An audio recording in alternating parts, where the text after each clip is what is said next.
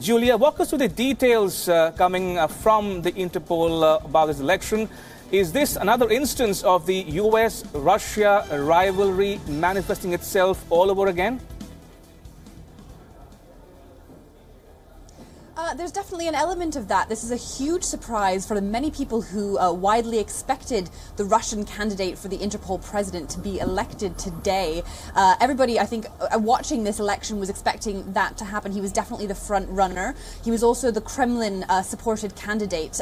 President Vladimir Putin's spokesman said that the Kremlin was putting its support behind Alexander Prokopchuk, who was the candidate for the position of president, but it's gone, as you said, to the South Korean candidate instead. So this is definitely a big surprise. Over the last few days, we've been hearing increasing concern from a number of parties around the world, a number of countries, a number of politicians, as well as critics of the Kremlin who are worried, who were worried that this move of putting a Russian in charge of the Interpol body could be a dangerous one because they've been accusing the Russians of using the Interpol red notice system for political persecution of people that it doesn't like, the highest profile example of which is Bill Browder, who has received a number of red notices and even been arrested on one of those, although most countries, particularly within the European Union as well as the US, they don't believe that he should be arrested. The charges against him, they say, are unfounded.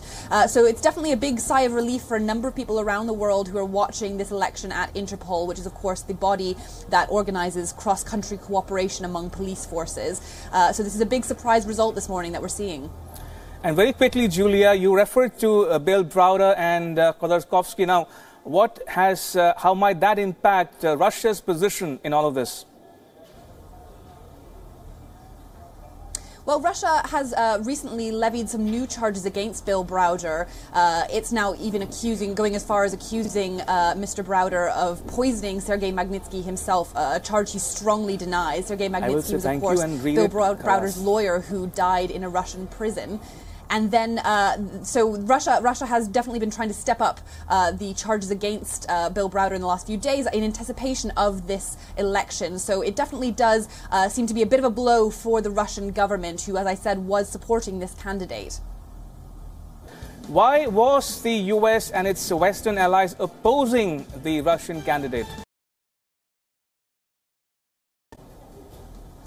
Well, if you can hear me now, many countries around the world were concerned that the Interpol red notice system was being used for political purposes, for Russia and a number of other countries to be issuing these red notices to arrest people around the world that it just simply didn't like or was very unhappy about politically. Bill Browder being the highest profile example of that.